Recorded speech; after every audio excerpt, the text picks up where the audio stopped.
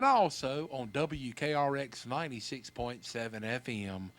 My name is Rob Hall. Thank you for tuning in. Want to let you know that we're brought to you today by Our Pride Foods, makers of Our Pride Premium Pimento Cheese Spread and Dip, Sandline Golf Cars, and T.G. Brooks Company. All fine supporting sponsors.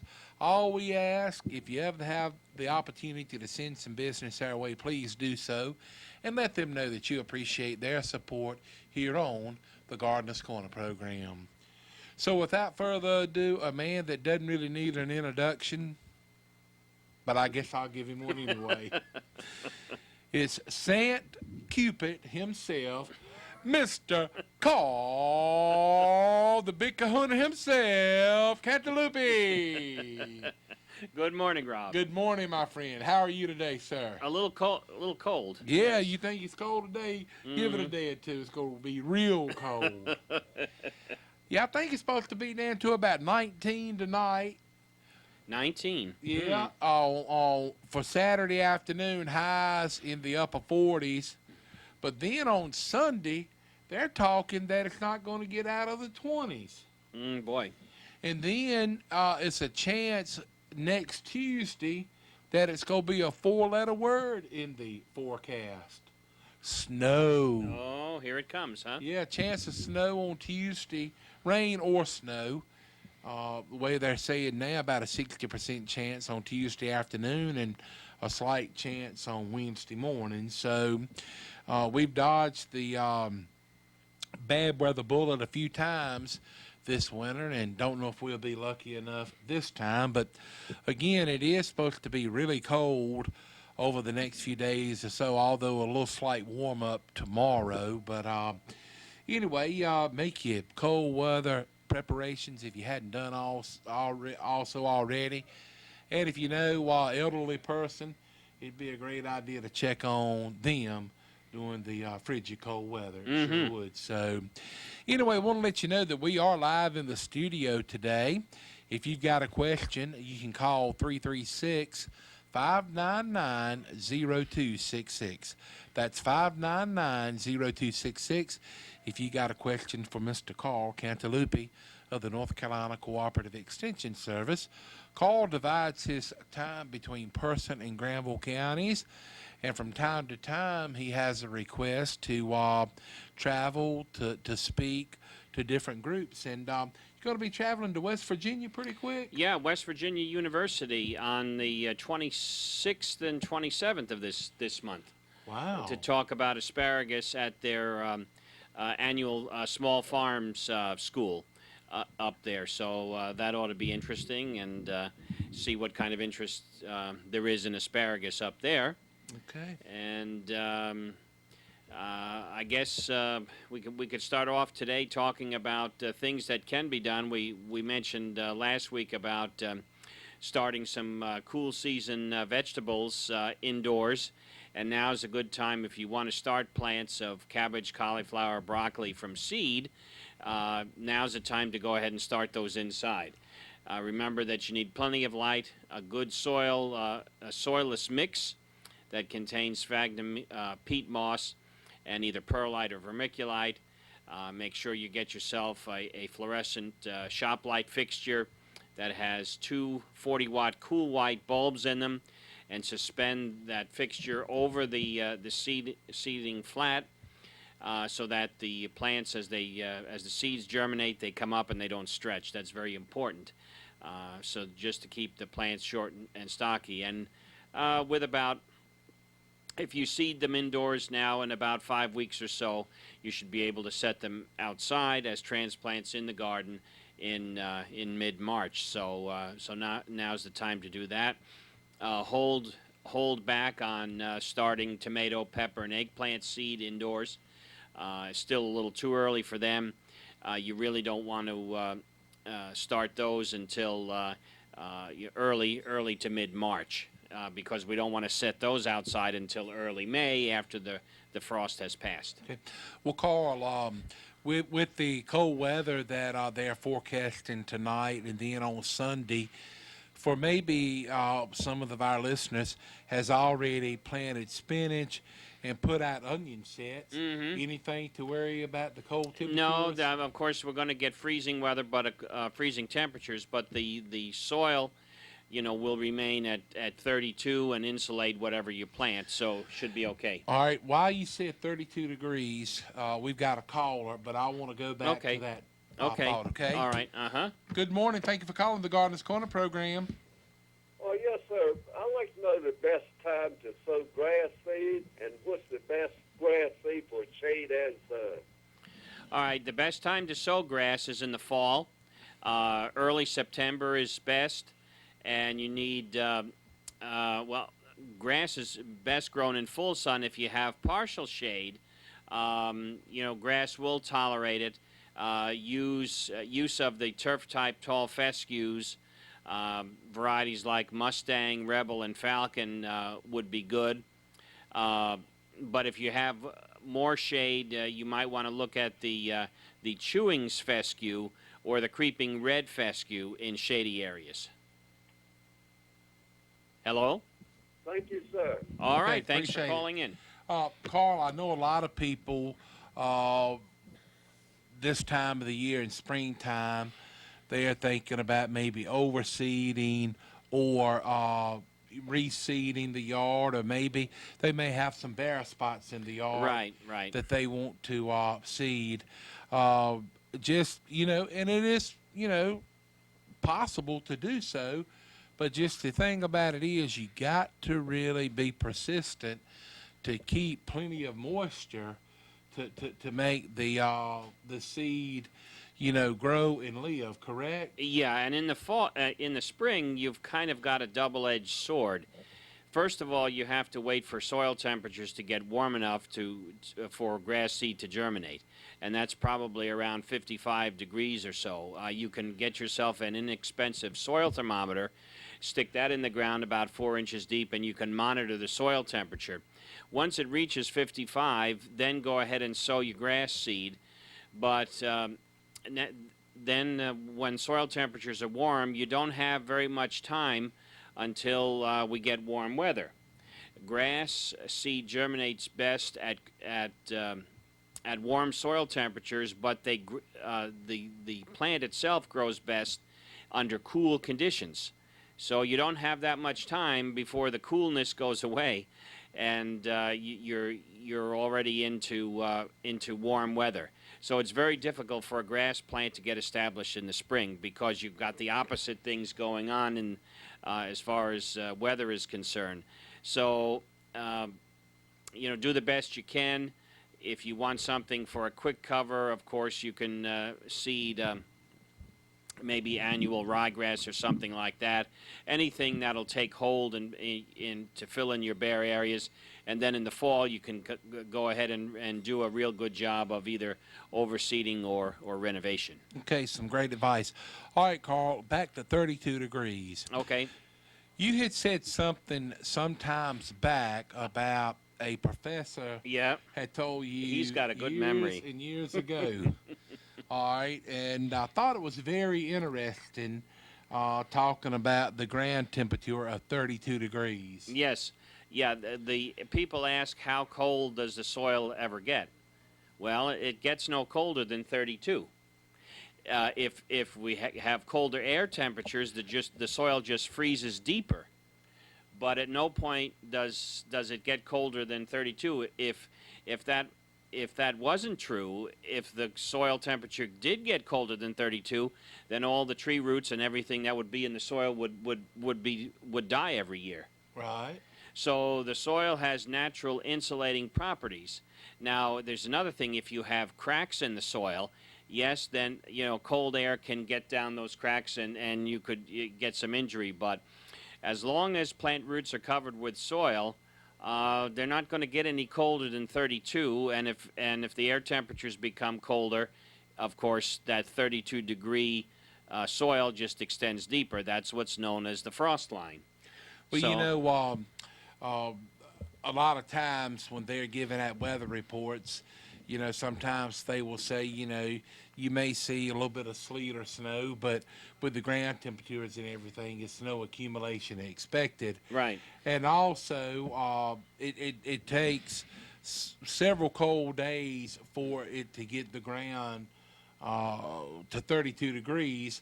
But as you said, one day it may be 32 degrees, and it may be 32 degrees 6 inches deep. Or one day it could be 32 degrees 12 inches deep. Right, right. But it will never get any colder than 32 degrees. That's right. So keep an eye on your soil temperature, and a soil thermometer is a real handy thing to have. Not only you can use it to determine when to seed grass. You can also use it as a tool to know when the best time is to put down pre-emergence granular herbicides to control grassy weeds, grassy and broadleaf weeds in the lawn.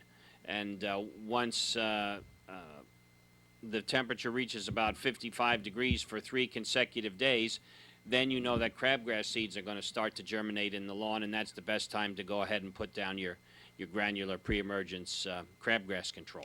Because I know you've said with the pre-emergence and everything, it's kind of like a little fine window that you want to try to hit it correctly to get full effect of it. That's right. We are live in the studio today, 336-599-0266. Again, 336-599-0266. Going to be talking about some prunings demonstrations that's going to be going on. Carl has got a couple of pruning demonstrations planned. One for the first Saturday in March, and then the other for the second Saturday in March, correct? That's right. The first pruning demonstration will be on Saturday, March the 7th at 251 Woodrow Ashley Road in Timberlake.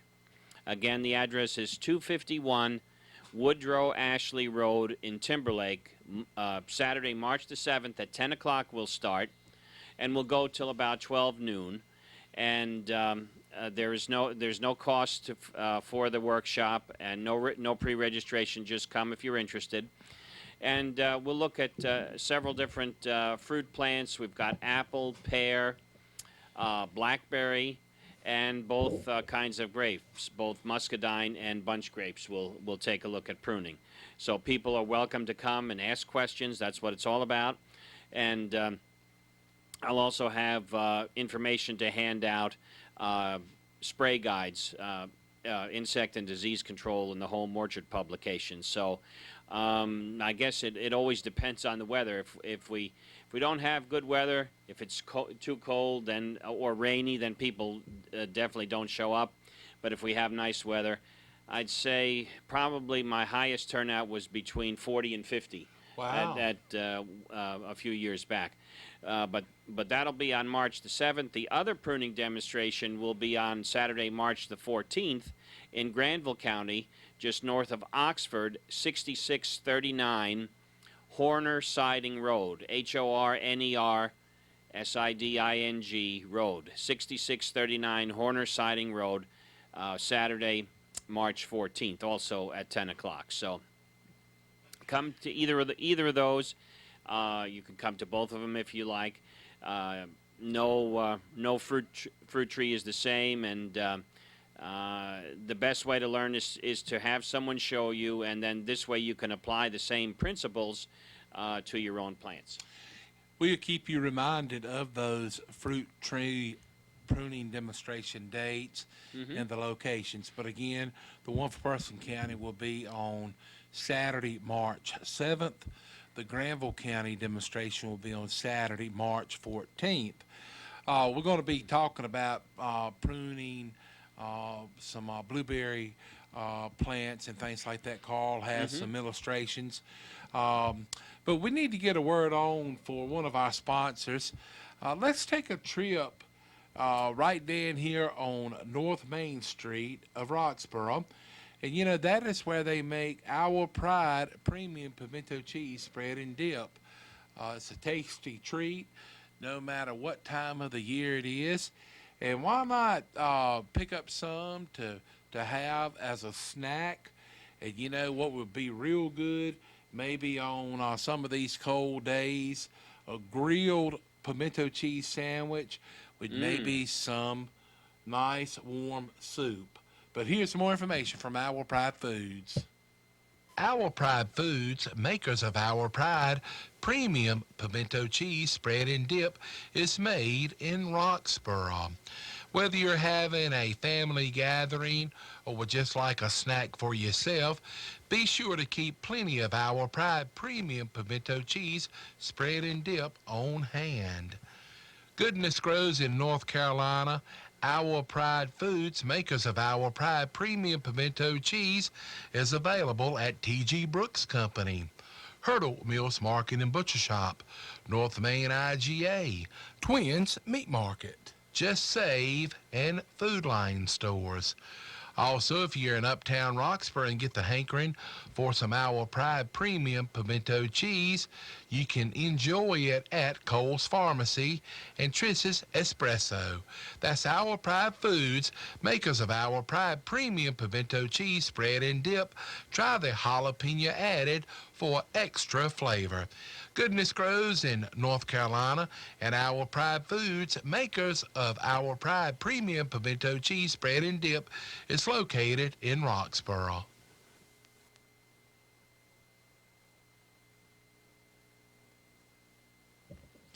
Here we are back on the Gardeners Corner program. My name is Rob Hall.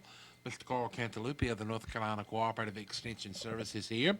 Carl, before we take a look at some of the blueberry bush or plant demonstration that you have about pruning, if you would make mention of your specialty crop school. Okay, thanks, Rob. That's a good idea. Friday, March the 6th.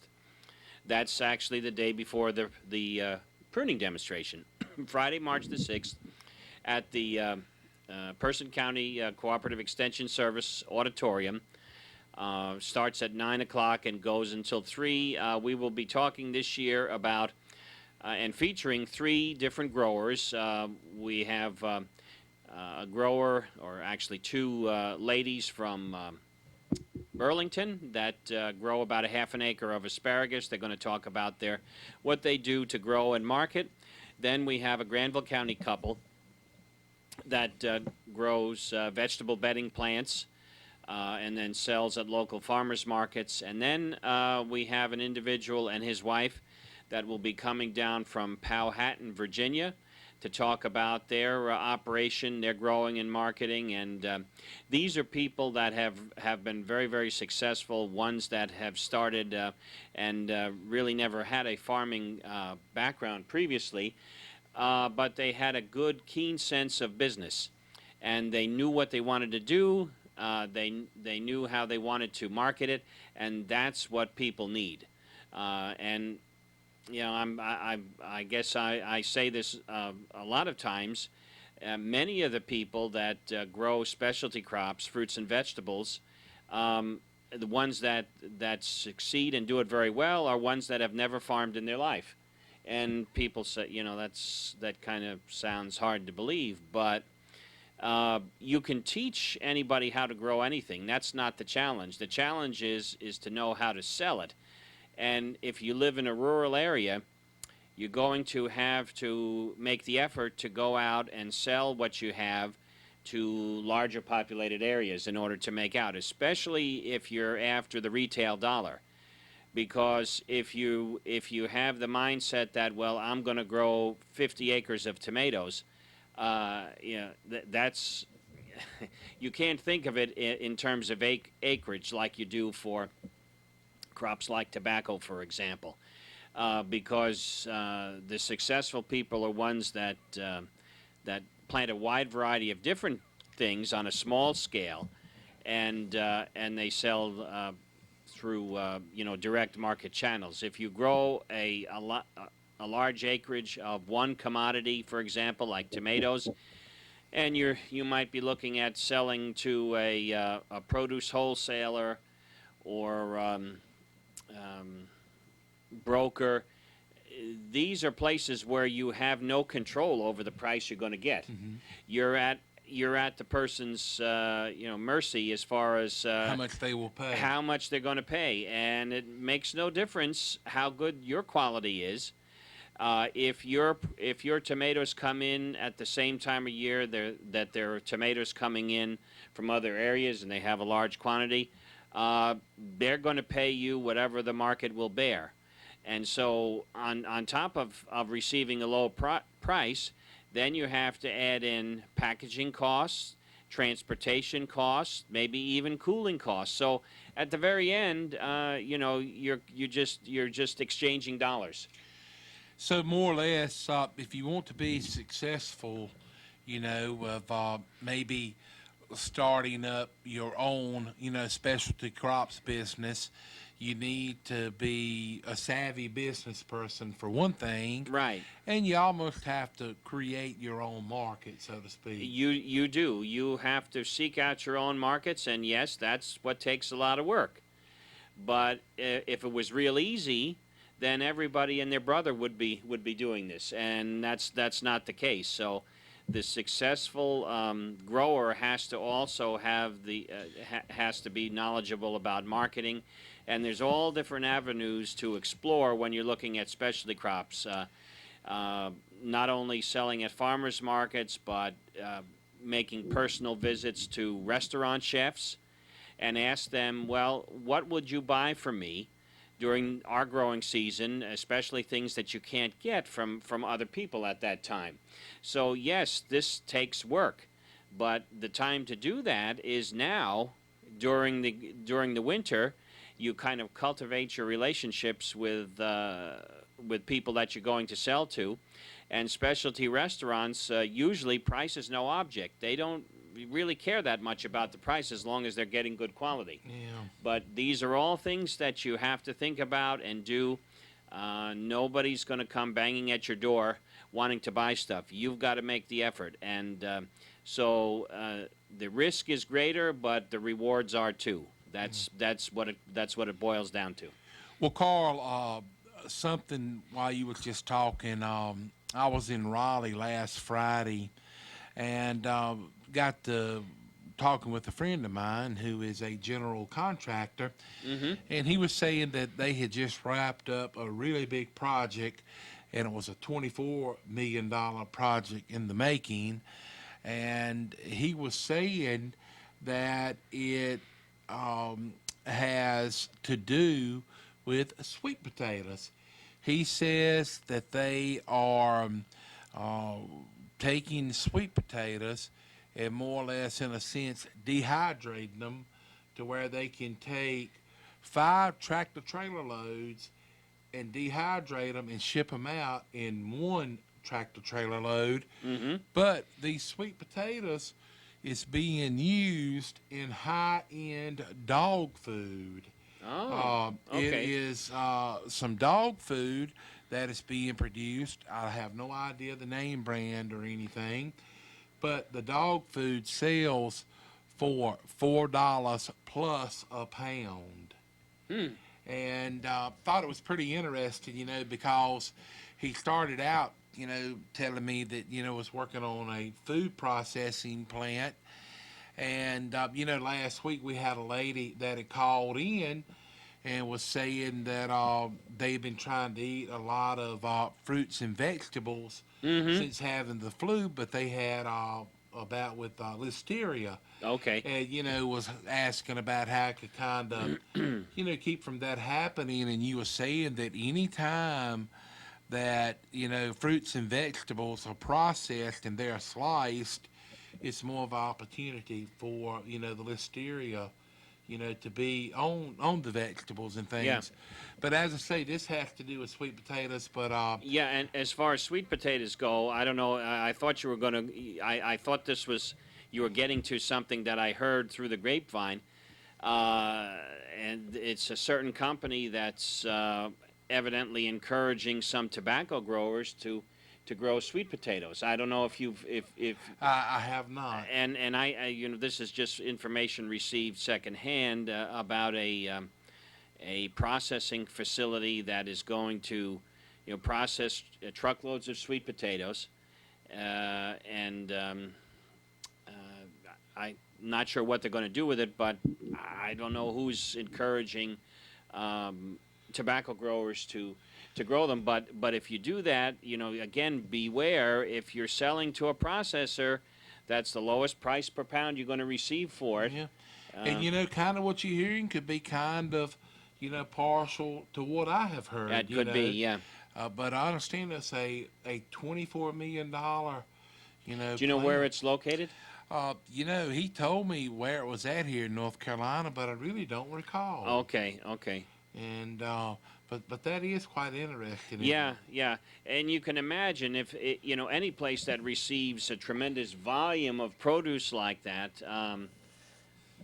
that the price is going to be very, very low, compared to other retail marketing outlets. But I mean, sweet potatoes are for yourself. You've grown sweet potatoes, and sometimes the market gets flooded, and there's just no outlet for them. That's it. So that. Well, I know it's been a lot of different cases where the food pantry here in Roxborough has had truckloads of sweet potatoes delivered to them, and they just dump them in the parking lot, and people go through and pick through and get what they want. So I think it is somewhat of abundance, so to speak, of sweet potatoes to a certain limit. And I think that one thing that the Food Bank of North Carolina has pretty much established a relationship with a lot of these producers, that once they have sold all that they can, all the things that they have left over, they can donate them to the food bank for a tax write-off, and then the food bank distributes them around to the different locations, and, That's right. and they are given away free. But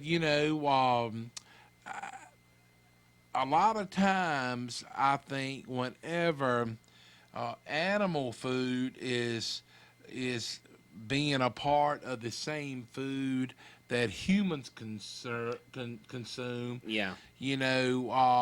sometimes it can cause prices to fluctuate. But as you say, that is the thing. If anybody wants to get out here, whether they want to plant a half acre of tomatoes or 2 acres of tomatoes or asparagus or anything, you need to pretty much have your market established before you plant. That's right. And certainly before you harvest, because it's like you said, hey Carl, here's a truckload of cucumbers. Where can you sell them at for me? Well, there's actually one a few years back, and I won't name the county, but a fellow extension agent called me up and said, Carl, I've got a grower that just planted 40 acres of cabbage.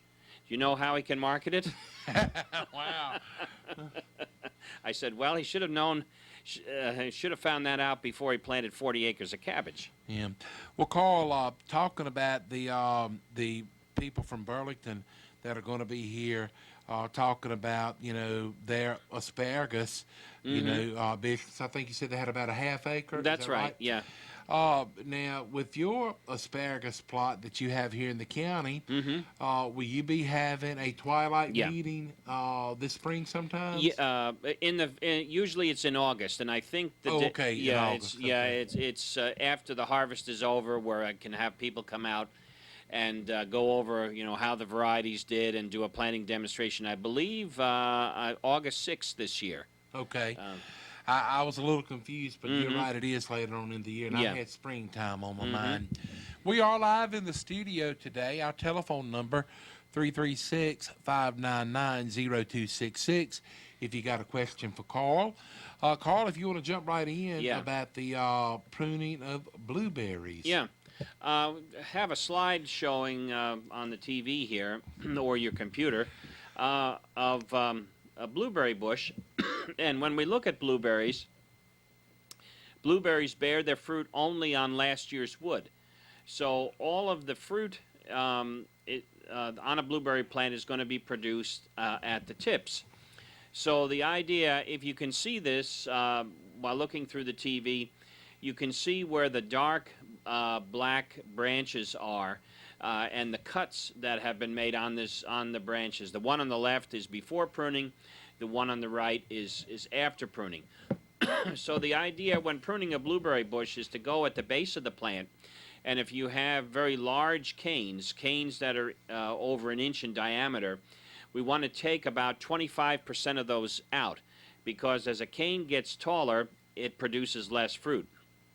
So you do not want to tip the blueberry plants back, because that's where all the fruit buds are. So in other words, if you give it a haircut, there goes all your fruit. So you eliminate large, thick canes at the base of the plant so that you have new canes come up and rejuvenate the shrub. And just to read a little bit here of information, this was actually taken from a publication written by Dr. Marvin Pritz with Cornell University's horticulture department. And he says regular pruning is an essential component of blueberry management, yet its importance is often misunderstood because the costs to the neglectful grower are not immediate. Pruning is required to maintain the vigor and productivity of bushes, to aid in disease and insect management, to maintain large fruit size and quality, and to develop an appropriate growth habit for harvesting. A young blueberry plant will produce many canes for the first several years. And when we say canes, another term for that would be a shoot. Cane production will gradually slow as bushes become tall. Yields will decrease because of the absence of new growth on which flower buds will form. An increasing amount of leaf area will be required to satisfy the respirational demands of both the fruit and the wood. Furthermore, light penetration into the canopy will decrease, resulting in a shift of fruit production to the exterior of the bush, causing a decrease in bearing surface. So appropriate pruning practices can maintain a blueberry bush in an efficient and productive state without detrimental changes described. So taking a look at pruning bushes, whether you have a young blueberry bush or an older one, if you have a young blueberry bush, little pruning is required. Remove the flower buds, and this is very important. You want to remove the flower buds for the first 2 years of planting to promote vegetative growth. In other words, you don't want to saddle the plant with fruit production before it has the capacity to actually produce the fruit. So this can be achieved by rubbing off the fruit buds or by pruning the tips of the shoots where the flower buds are located. At the beginning of the 3rd year, remove any twisted or low-growing canes to promote new cane production. If more than 2 new canes were produced the previous year, remove all but the 2 healthiest at the crown level. And in subsequent years, continue light pruning until the plants reach full size, removing all but 2 or 3 of last season's canes. When plants are about 8 years old, they should contain between 10 to 20 canes of many different ages. Some varieties produce many more canes than others, so the amount of pruning that's required on young bushes will vary with the variety. Now, on mature bushes, 8-year-old canes start to lose their productivity as more leaves are required to support a given amount of fruit on those canes. In addition, canes have branched considerably, and the most recent growth on which flowers form is usually thin and weak. So removing 1 or 2 of the largest canes in a mature bush will promote new cane growth. If bushes contain a mixture of canes of different ages, then annual removal of canes that have reached 8 years of age will allow for minimal reduction in productivity as 7-year-old canes grow to replace those that were removed. And again, canes larger than 1 inch in diameter are not as productive as younger canes and eventually should be removed. If 1 or 2 of the largest canes in a mature bush are removed annually and 1 or 2 new canes are permitted to grow, then an even age structure among canes can be maintained. In general, up to 20% of the older wood can be removed from a bush without adverse effects on yields. Although berry numbers will be reduced, larger fruit will compensate for this decrease. So annual pruning is really essential for stable production and high productivity. When bushes are pruned irregularly, young canes are produced in great numbers the year after heavy pruning, and these canes will age together and become unproductive at the same time. if one then wants to prune out the unproductive canes, nearly the entire bush will have to be removed. So also no young growth is present to make up for the loss of fruiting wood. So irregular pruning results in erratic yields from year to year, and tall bushes will develop as individual canes elongate to compete for light. So research has shown that annual moderate pruning produces bushes with the fewest canes, but with the greatest yields.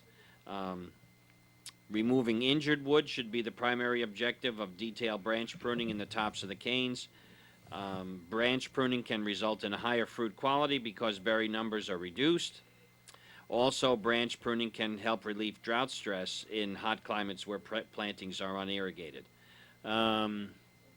So let's see. Let's go ahead, Rob, if you Well, want. Carl, what I was going to ask, did I understand you correctly to say that if you had some blueberries planted, if they were younger than 2 years old, Right. you do not really want to have any blueberries to grow on them? Exactly. Right. So you should remove the flowers, or the flower buds, or the open flowers, for the first 2 years when you have the plants. This will give strength to the bush and go into the formation of branches that will be able to support, a heavy crop load in future years. That's really the same for fruit trees as well. In fact, a woman came in the office the other day and she said, "Well, I don't understand what's wrong with my fruit trees. I planted them the first year, and it had a lot of fruits on it, but now it's not doing well." Well, that's the worst thing you can do when you plant a fruit tree, is let it fruit in that first, especially the first year. But because all the tree is putting all its effort into fruit, and nothing into creating the primary scaffold branches or the tree framework that's needed to support the weight of that fruit. Wow, I did not have any idea about that. I sure didn't. So that's very important. You don't want to let a fruit tree fruit for at least 2 to 3 years. Once you have the correct branch framework established, then you can allow it to fruit. But if you don't do that, the tree will never get a good tree framework, and it will just have a tendency to limbs will break, and you'll have a tree that has no usable form or function.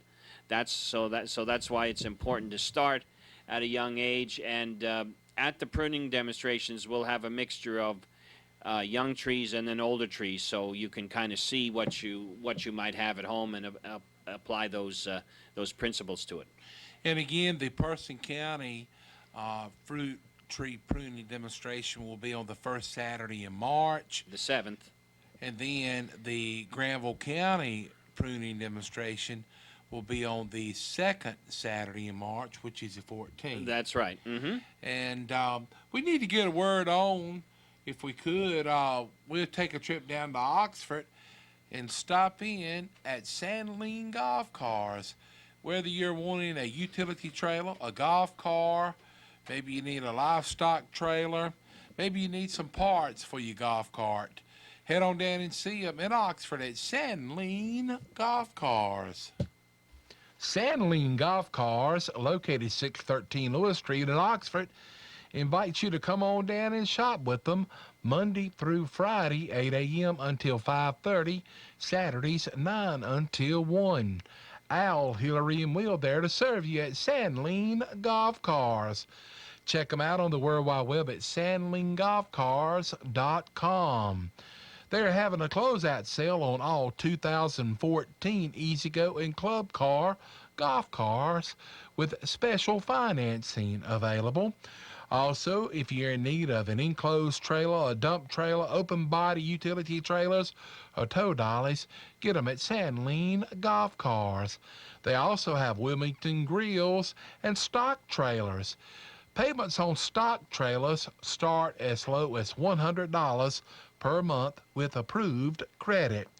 Head on down to Sandline Golf Cars, located 613 Lewis Street in Oxford. The telephone numbers are 1-800-221-9267 or 919-693-4626. Sandling Golf Cars is located 613 Lewis Street in Oxford. They're your local Club Car and E-Z-GO dealer. So for all of your parts, service, and Trojan batteries, head on down to Sandling Golf Cars. The telephone numbers again, 1-800-221-9267 or 919-693-4626. That's Sandling Golf Cars, 613 Lewis Street in Oxford. Make it short. Here we are back on the Gardeners Corner program. Today we are brought to you by Sandling Golf Cars, Our Pride Foods, makers of Our Pride Premium Pimento Cheese Spread and Dip. And in just a few minutes, we'll head out to T.G. Brooks Company in Timberlake. They've been in business since 1936. You know, Carl, here it is. You just will say right at the middle of February. Tomorrow will be the 14th, and it's only 28 days in February. And so, wow, time is flying. Valentine's Day tomorrow. It is. That's right. March 1st will be here before you know it.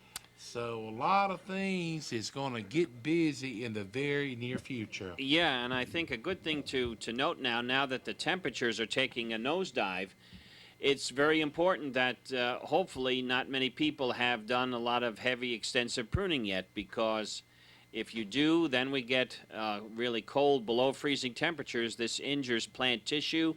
So in terms of fruit trees, the longer you can delay, actually, the better it is. So if you can wait until the end of February to start your pruning, you know, that's a good thing. Definitely would not be out there and do a lot of heavy pruning now, especially with these cold temperatures. And the stone fruits are not as hardy as apple and pear. And so peaches can be, the peach wood can actually be injured at below freezing temperatures. Then you'll have areas produced called cankers, which then accept insects and diseases, and you really don't want that, you know, to start that. So if you can avoid that by delaying the pruning. But I don't know, as long as I've been working, you know, as soon as the leaves are off the trees, everybody's itching to get out the pruners. So, but you can't. You know, A lot of people get spring fever early on. That's right. Yeah. Tell you what, we'll take a trip over to T.G. Brooks Company. They're located downtown Timberlake. Been a sponsor of the show for a great long time. And, you know, if you're not going to take your sweetie out on the town over Valentine's weekend, why not stop in at T.G. Brooks Company and pick up some of those hand-cut ribeyes and enjoy them hot off the grill. And they have really good ribeye steaks at T.G. Brooks Company. You know, even though the calendar says it's February, we all know that spring 2015 is not far behind. There's plenty of time now to come to T.G. Brooks Company and get some sound advice for lawn preparation coming up soon. For an example, it's time to put out your pre-emergent, and they've got the granular pre-emergent and pre-emergent with fertilizer. It's so important for weed control. And also they have weed and feed. You want to be sure to perk up that lawn and get it ready with pre-emergent. And get your fertilizer, lime, and weed control right there at T.G. Brooks Company. Get your lawn off to a proper spring start. And to beautify your flower garden and shrubs around your home, T.G. Brooks Company carries hardwood as well as dyed mulches. And they'll sell it by the scoop or by the bag. They feature all of the popular lawn and garden chemicals and treatments, insecticides, herbicides, and they always carry the soils like topsoil, bulk planting soil, potting soil, cow manure, and pine needles to make your place look sharp. They have equipment for sale or for rent like spreaders, power pluggers, and lots of lawn and garden tools, and of course wheelbarrows. They have stepping stones and wall stones to beautify. And before you know it, old March will be here. They'll have all your flower garden and vegetables and your garden supplies.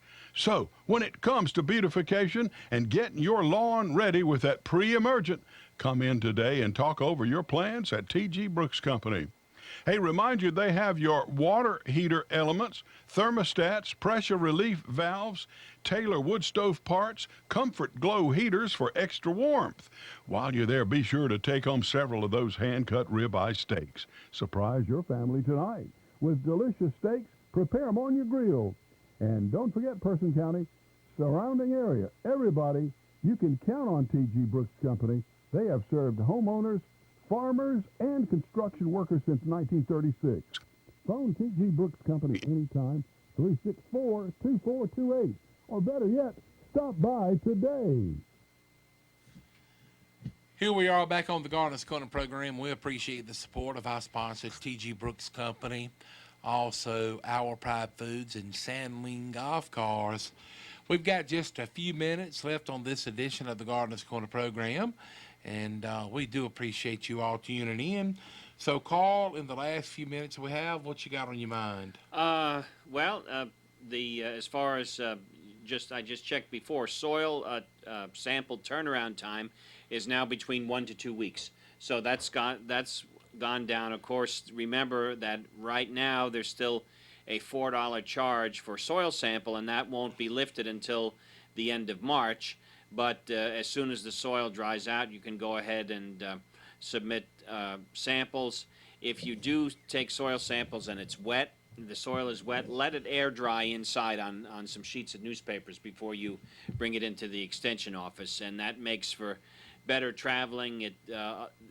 Otherwise the cardboard boxes will disintegrate. So you can be thinking about that. If you want to start seeds of cabbage, cauliflower, and broccoli indoors under lights, you can certainly do that. Still too early to start seeds of tomato, pepper, and eggplant. I would wait another month before we do that. And then, of course, if you're thinking of growing cantaloupe, cucumber, watermelon, or squash in the garden, there's really no need to start those indoors from seed. You can direct seed those into the garden the first week of May along with beans and corn. So be thinking about that. Check your house plants for insects such as fungus gnats. Take them outside on a warm day. You can drench the soil solution with malathion insecticide mixed with water to kill the larval stage of the fungus gnat, which we showed on the show last week. And then hopefully things will start to warm up. Get your fruit trees pruned toward the end of this month, and any other trees for the most part. Do not, of course, as far as shrubs are concerned, do not prune azaleas, camellias, and rhododendrons until after they flower. The same thing holds for forsythia and yellow bells. Plants like crepe myrtle and butterfly bush, they can be pruned after the temperatures warm up a little bit towards the end of February, because they produce flowers on the brand new growth.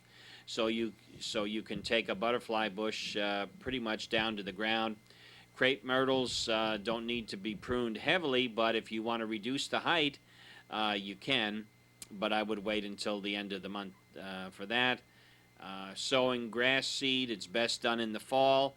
If you want to sow some to seed bare spots in the lawn, wait until the soil temperature gets to be about 55 degrees. Buy a soil thermometer, put it in the ground at about a 4-inch depth so you can monitor the soil temperature on that. And you'd say maybe use ryegrass? Yeah, annual rye, just as a quick something as a quick cover. Okay. Yeah. All righty, that's going to do it for this edition of the Gardeners Corner program. If you've been listening to the program on the radio, if you would like to watch the video of the Gardeners Corner program, you can log on to RadioRoxburgh.com at your leisure and see past editions of the Gardeners Corner program. Thanks goes out to T.G. Brooks Company, Sandling Golf Cars, and Our Pride Foods, makers of Our Pride Premium Pimento Cheese, Spread and Dip. We appreciate our sponsors, and we also appreciate our viewers and listeners. We want to wish you and yours a happy and safe Valentine's weekend.